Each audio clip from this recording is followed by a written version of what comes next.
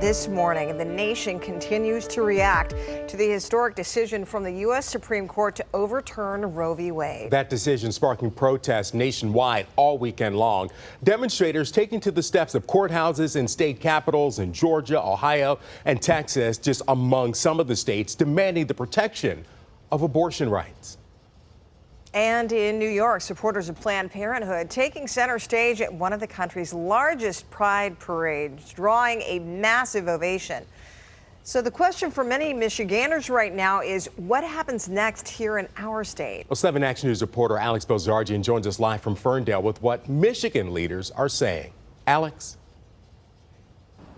Keenan, right now there's legislation on the table that could put nurses and doctors who work at places like Planned Parenthood in jail if they help perform abortions. Governor Gretchen Whitmer is worried about that. She says her state legislator is not willing to compromise right now. And from what we're hearing, this is just the tip of the iceberg for the conservative majority.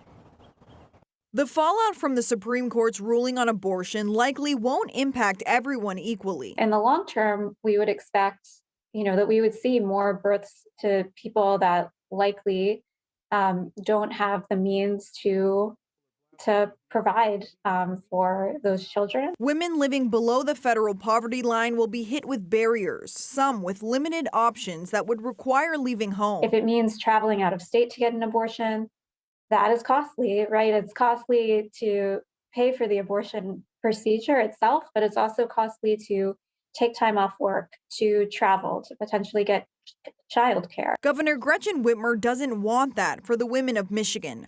Currently, the state legislator and Whitmer's Republican opponents have a very different agenda. They want abortion to be a felony, no exceptions for rape or incest. That's the kind of legislature that I'm working with. That's the kind of matchup I'm going to have this fall. And that's why this is such a scary moment for Michigan women and our families. Michigan is one of the 9 states with an abortion ban on the books that predated the Supreme Court's landmark 1973 decision in Roe v. Wade. It's a safeguard for pro-lifers. A comment from Supreme Court Justice Clarence Thomas suggests same-sex marriage and contraception rights could be next on the chopping block. Attorney General Dana Nessel says a ballot proposal would be necessary to protect that right in Michigan. I know that my opponent, Matthew DePerno, he has said quite clearly that he plans to vigorously enforce these very draconian laws. And as I've said many times, I really believe that this is going to lead to a number of very dangerous repercussions.